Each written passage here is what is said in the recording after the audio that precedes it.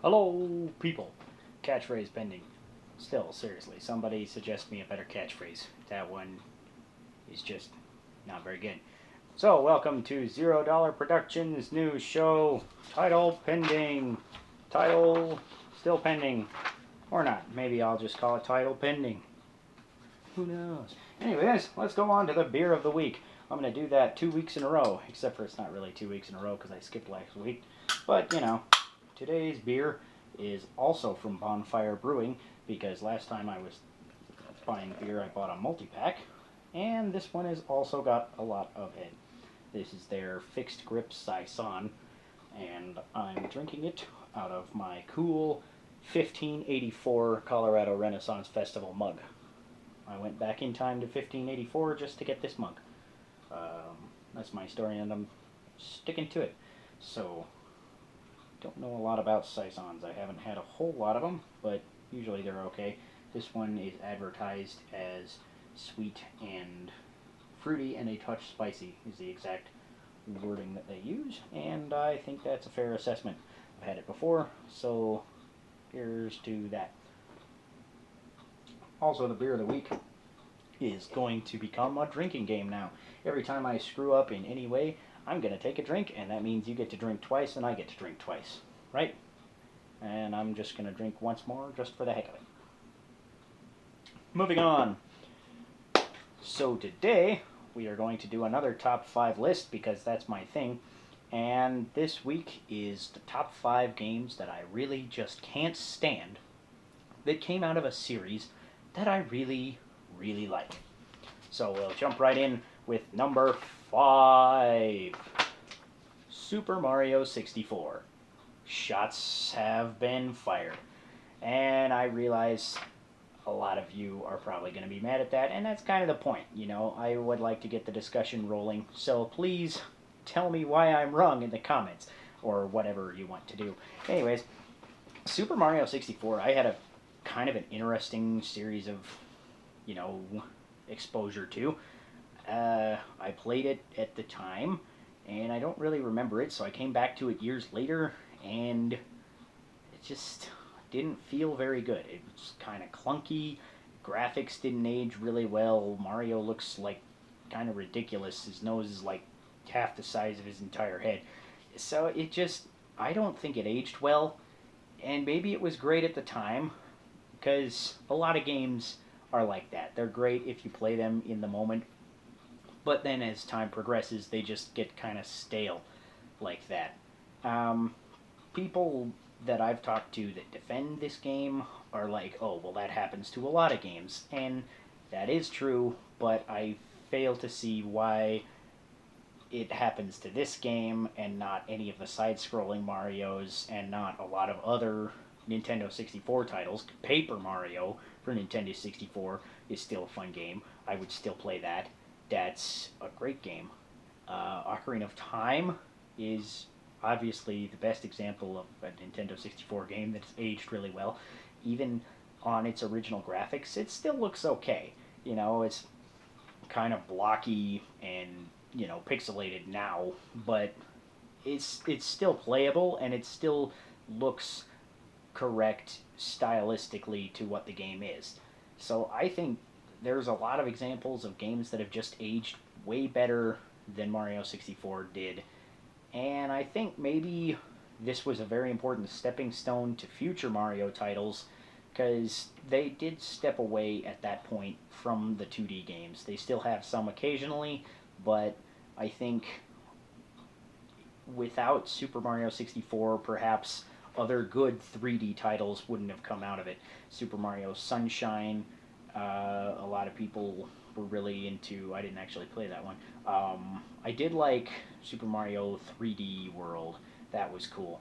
And again, without Mario 64, maybe we wouldn't have had that, so maybe it's a good game for that point, but I just probably am never going to play it again. So, moving on to number 4.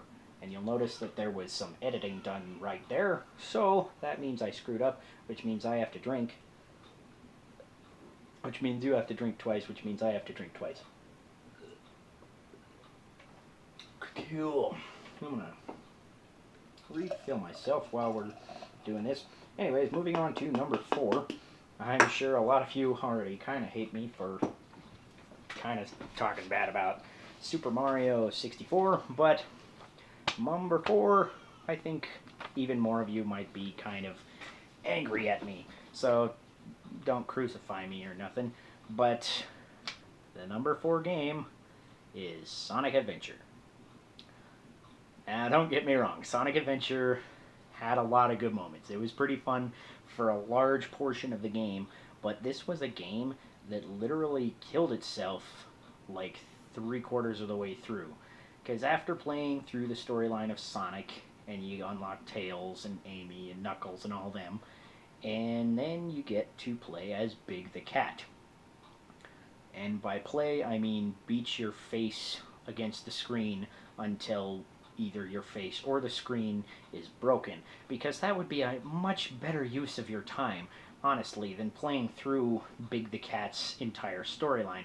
He's just this nonsensical character with dull-witted dialogue that doesn't make sense half the time, and the whole story would have remained exactly the same if every instance of Big the Cat was just cut out of it completely. Remove that character, and you would not touch the storyline of any of these characters' individual storylines, I guess you might call them. And that's just kind of stupid. At that point, why do you even include him?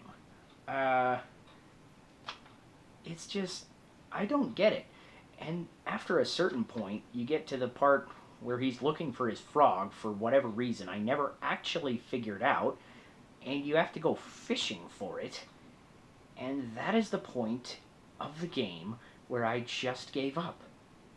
I fished and fished trying to catch that stupid frog for hours. It seems like, I didn't time it or anything, but it felt like years, really. It was just awful. And that little part of the game is the part that stuck with me more than any other part in the entire thing. And so just because of that, it kind of just doesn't have a good feeling with me remembering it. Yeah, I have good feelings of other parts of it, but when I think of Sonic Adventure itself, my mind immediately jumps back to Big the Cat and trying to catch the fish and failing. Big the Cat is the reason that I never beat that game, and Big the Cat is the reason I will never finish that game. So, going on to number 3. Number 3, of course, is going to probably piss off a few less people, but probably some anyways. Rainbow Six Vegas 2, a Tom Clancy game. Now, I like Tom Clancy games. I liked all of them before that.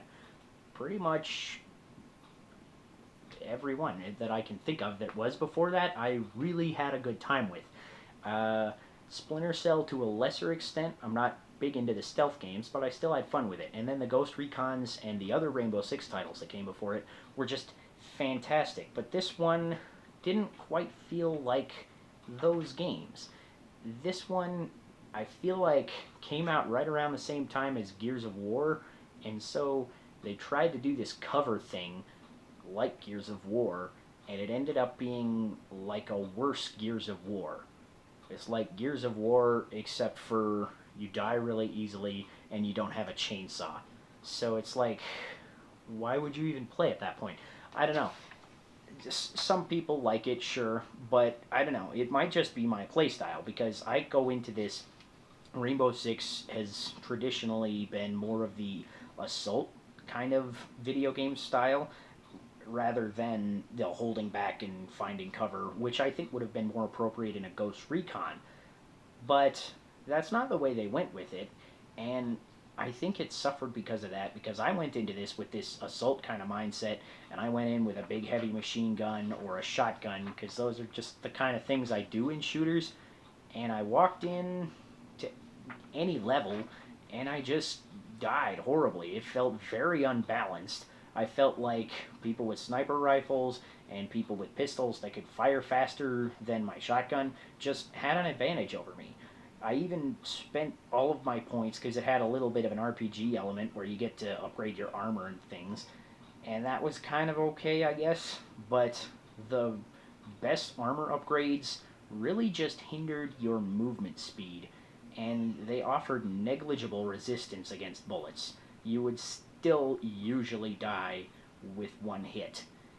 And I know that's realistic, but if I really wanted a realistic shooter, I would join the army. I want to do things in video games that are slightly fantastical and not always sensical or possible.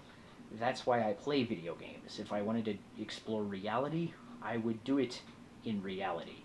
That's just my opinion on the matter. The Rainbow Six Vegas 2, just, I like the idea of it, but I couldn't get into it. I just couldn't. I was surprisingly willing to accept it when GameStop offered me 17 cents for that game.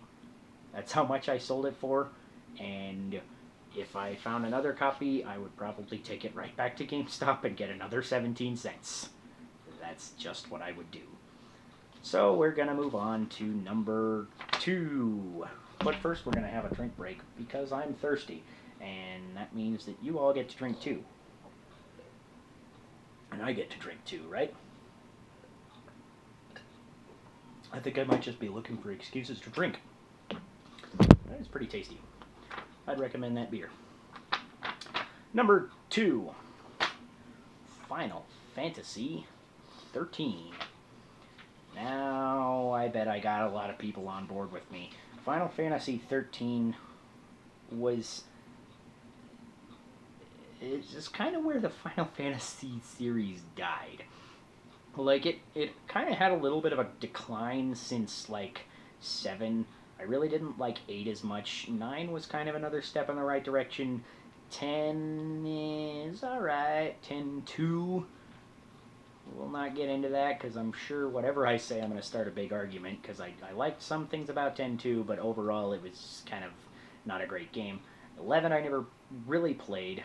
Then 12, the game played itself. And then 13 was just ridiculous. You could draw a map of the entire world, and it would just be a straight line. That's just ridiculous. This is not a map, that's a line. Literally, the entire game, you're just going forward. As far as I went, and as far as anybody I know went in this game, you're just going forward down a straight path. It might as well be a hallway. The only time that there's ever a junction or an intersection is like a little path off to the side of the main path where it goes off for 25 feet or so, and then there's 3 monsters guarding a treasure chest. And after, like, the 4th time of that happening, you can just see it. You're like, oh, look, there's a little offshoot on the map. I'm going to go there to get the treasure and experience. That's terrible world building. And coming from a series like Final Fantasy, world building is such a big thing. I can't believe that they killed it that hard. Now, there are a couple of things that I liked about Final Fantasy XIII. I thought the paradigm shift and the combat engine were kind of unique and intuitive. But that was all overshadowed by the fact that you could not pick your team. If you had 7 guys in your party, it would pick 3 of them for you, and those would be the guys that would fight when you found a monster. You couldn't pick your guys at any point, and even though there were 3 people fighting, you could only actually control one of them at any given time, which just kind of kills combat. It's like, why do you even have the party if you're only controlling one guy? And in addition to that, every character was kind of interestingly balanced towards their level of importance and interesting writing. If a character was written well, they did well in combat. The main characters, Lightning and Snow, had a little bit of backstory, and they could fight really well, and those were the characters you wanted to fight with. And then you got Hope and whatever the whiny girl's name was, and they were just these whiny little emo douchebags, and you're like, why are you even here? You do not click with the other characters. In a realistic situation, I think they would have left you for dead a long time ago, and they fight like it. They're just such bad characters in writing and in actual use of the character. This is where the Final Fantasy series died for me. And maybe Final Fantasy 15 coming out in a little while can revitalize it. But it was dead for a while, and it died pretty hard. Number 1, we're going to move on to. Now, a lot of people who know me have probably already guessed this by the start of the video. Zelda 2, The Adventure of Link. Now, I know I've fired some shots, I should say. I screwed up, so I get a drink. That means you get a drink.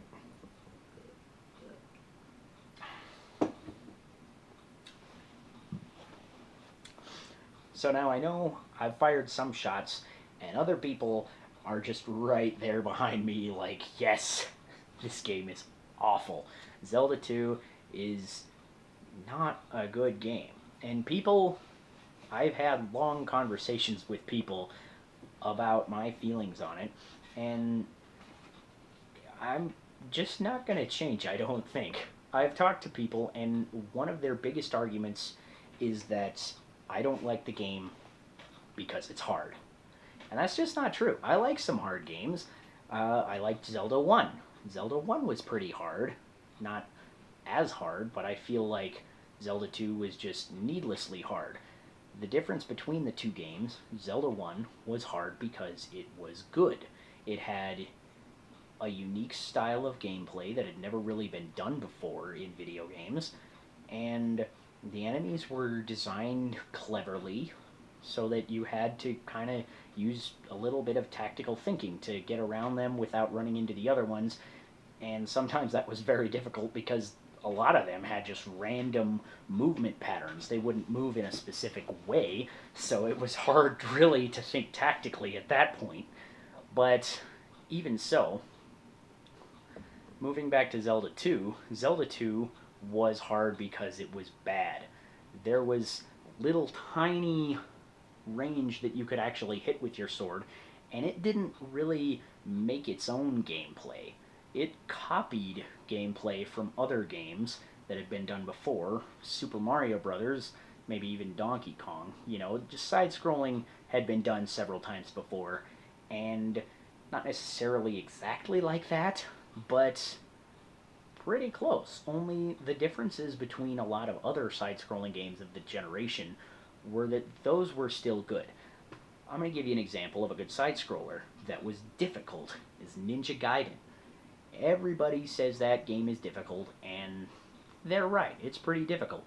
But it doesn't even compare to Zelda 2, because in Ninja Gaiden, you find enemies, and they come fairly frequently, but you have one slice of your sword, and they're gone. And that's it. In Zelda 2, you have to hit every enemy in the whole game, almost, at least 2 or 3 times to kill it.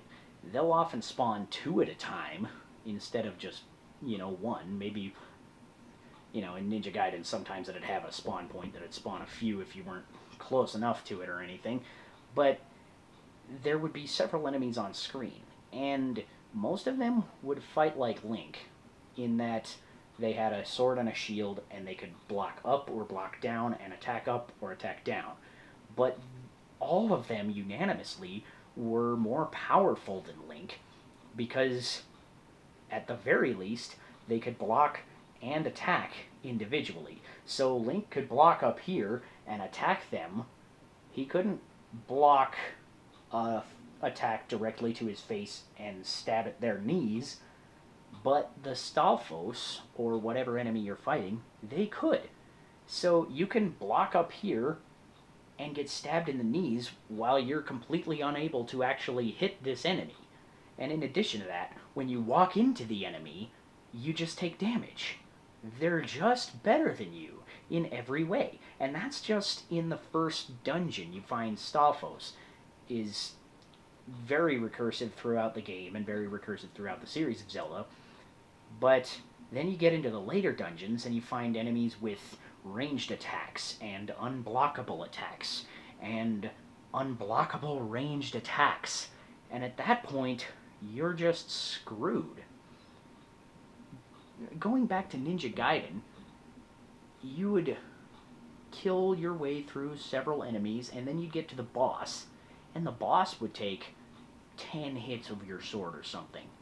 In Zelda 2, there were regular enemies that would take upwards of 10, 15 hits with your sword, and that made every enemy kind of like a boss, and for that reason the bosses actually just weren't very impressive. Like, after you got to the end of the first dungeon and you beat your way through a bunch of enemies, the final boss of that dungeon, you just stab him in the head like 4 times, and you're done. It was the least impressive boss in Zelda history, and that's basically because he was a very slightly more powerful version of the things you had been fighting the whole way through the dungeon. At some points in the game, it even becomes more appropriate to just walk through the enemies, take some damage, and heal yourself in the next room before you have to do it again. In these instances, it is more effective to not play the game than it is to play the game. And that, by definition, is bad game design. Zelda is my favorite series, and because of that, I have come back to this game so many times I can't even count, and tried to like it. But even when I'm trying, I just end up hating it more. Well, that's my top 5. Be sure to check in next week, and I will give you my top 5 titles for the Nintendo GameCube. I think that's going to be a pretty fun list, and I will hopefully have another beer. And you can have another beer too. So, until next week, this is Sean Michael Patrick Thompson, and I'm gonna stop talking now. Catchphrase still pending.